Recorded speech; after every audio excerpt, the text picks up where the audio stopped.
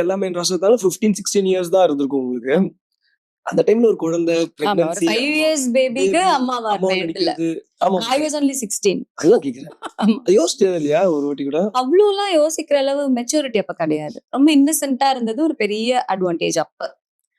இப்பவும் பாத்தீங்கன்னா, நான் மறுபடியும் ரீஎன்ட்ரி ஆகும்போது, லைக் ஒரு கிட்டத்தட்ட ஒரு 29, 30 இயர்ஸ் ஓல்டு சன்னுக்கு அம்மாவா தான் மலையாளத்துல ஒரு படம் பண்ணேன். டீனு பாப்பச்சின் தான் டைரக்டர். சாவேர்னு ஒரு படம் பண்ணேன்.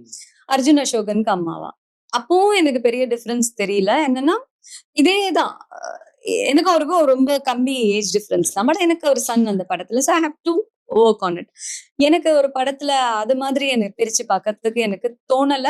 அண்ட் அப்படி மெயின்டைன் பண்ணி நான் என்னோட ஏஜ் மத்தவங்களுக்கு தெரியணும்னு எனக்கு அவசியம் இல்ல. எனக்கு அப்ப கூட ஓகே அந்த மெச்சூரிட்டி வந்திருக்கும். அது ரொம்ப சின்ன பொண்ணுல ஆமா. 15, 16 இயர்ஸ்ல. அப்ப எனக்கு அதெல்லாம் ஒண்ணுமே தெரியல. உங்க ஃப்ரெண்ட்ஸ் கிண்டல் எனக்கு பண்ணுவாங்க ஏதாவது, "ஏய் என்ன அம்மாவா நடிச்சிருக்க நீ?" அப்படின்னு. அதெல்லாம் இருந்தது ஏதாவது? அது மாதிரிலாம் யாரும் என்ன கிண்டல் பண்ண நான் ரொம்ப அது மாதிரி I didn't cross that much of hard times. So okay. Maybe அதனால எனக்கு அது தெரியல. தெரியல. நைஸ். ஒன்லி திங் எனக்கு காம்ப்ளிமெண்ட்ஸ் தான் நிறைய கொடுத்துருக்காங்க என்னோட ஃப்ரெண்ட்ஸ் அண்ட் ஃபேமிலி. அதனால எனக்கு தெரியல. இவ்ளோ சின்ன வயசுல இவ்ளோ பெரிய கேரக்டர் சூப்பர் அப்படிதான் சொல்லுவாங்கல்ல. ஸோ நம்ம என்கரேஜ் ஆயிடுவோம் அதுல. அப்படிதான் வந்தேன்.